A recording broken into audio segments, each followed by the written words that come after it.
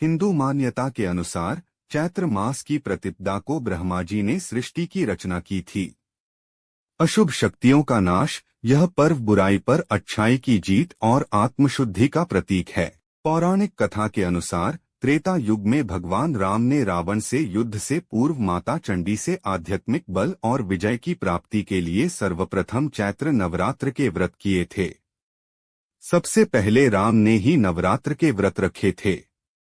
भगवान राम ने किष्किंधा के पास ऋष्यमुख पर्वत पर चढ़ने से पहले मां दुर्गा की उपासना की थी। नवरात्रि व्रत की प्रामाणिक कथाएं भी हैं, आज हम आपको सुना रहे हैं। दोस्तों, नवरात्रि के व्रत को करने से पूर्व जरूरी है कि इस परम कल्याणकारी उत्सव की पवित्र कथा को जाना जाए। इस पर्व से संबंधित कई कथाएं प्रचलन में है। प्रस्तुत है प्रमुख कथाएं। सबसे पहली कथा यह है कि एक पौराणिक कथा के अनुसार नवरात्रि में मां दुर्गा ने महिषासुर नामक राक्षस का वध करके देवताओं को उसके कष्टों से मुक्त किया था। महिषासुर ने भगवान शिव की आराधना करके अद्वितीय शक्तियां प्राप्त कर ली थीं और तीनों देव अर्थात ब्रह्मा, विष्णु व महेश भी उसे हराने में असमर्थ थे। महिषासुर राक्षस के आतंक से सभी देवता भयभीत थे।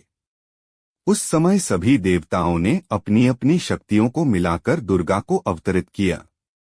अनेक शक्तियों के तेज से जन्मी माता दुर्गा ने महिषासुर का वध कर सबके कष्टों को दूर किया। दोस्तों, अब जानते हैं दूसरी कथा क्या है।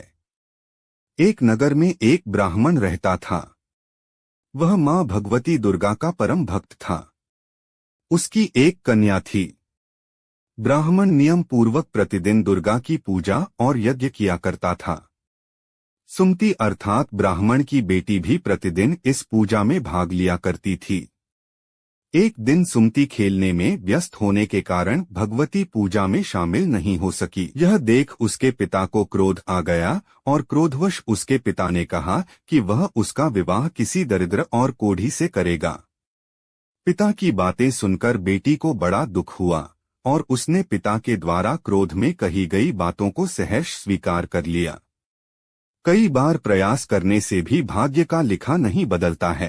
अपनी बात के अनुसार उसके पिता ने अपनी कन्या का विवाह एक कोढ़ी के साथ कर दिया। सुमति अपने पति के साथ विवाह कर चली गई। उसके पति का घर न होने के कारण उसे वन में घास के आसन पर रात बड़े कष्ट में बितानी पड़ी।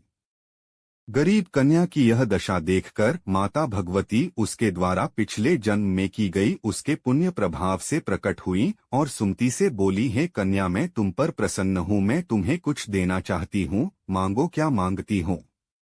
इस पर सुमति ने उनसे पूछा कि आप मेरी किस बात पर प्रसन्न हैं।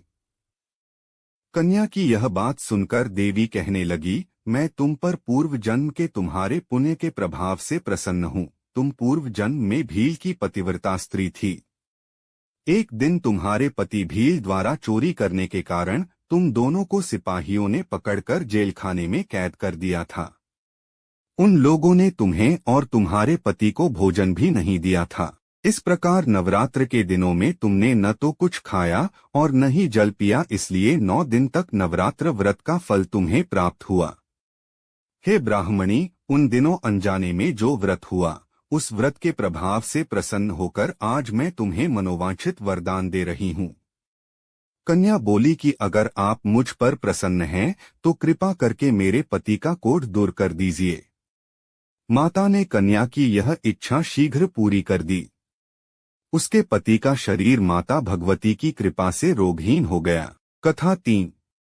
रामायण के एक प्रसंग के अनुसार भगवान श्री राम, लक्ष्मण, हनुमान व समस्त वानर सेना द्वारा आश्विन शुक्ल प्रतिपदा से नवमी तक 9 दिनों तक माता शक्ति की उपासना कर दशमी तिथि को लंका पर आक्रमण प्राप्त किया था।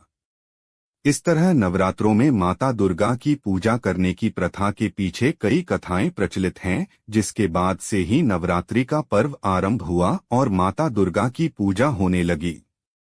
दोस्तों, माँ की कृपा आप पर भी बनी रहे, ऐसी मंगल कामना। दोस्तों, अगर वीडियो अच्छा लगता है तो अपने दोस्तों को भी शेयर जरूर करें। जय माता जी, जय हो माता रानी की।